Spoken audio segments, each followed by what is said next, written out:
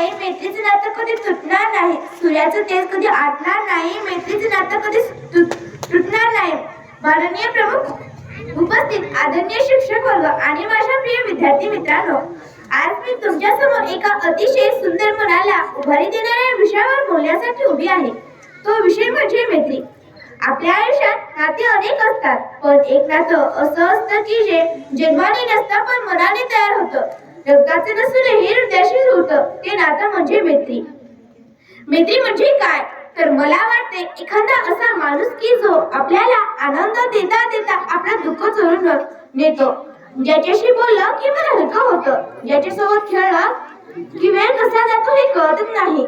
मन जड झालेलं असतं, पण इतक्यात एक मित्र येतो, दोन शब्द बोलतो आणि आपल्या मनातला सगळा गुंता गेला की नाही, कारण मित्र म्हणजे आपल्या मनाचं औषध, हसू, आनंद आणि आधार देणारे हे मित्र म्हणजे आपल्या जीवनाचा, आपल्या आयुष्याचा खजिनाच होय.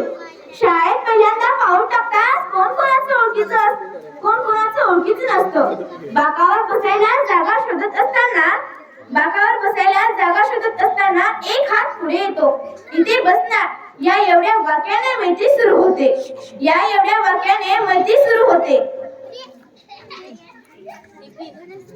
टिपी मधलं पोहे कळल्यावर समजून सांगणं, या छोट्या छोट्या क्षणांमधून मैत्रीचं मोठं आणि सुंदर जग तयार होतं.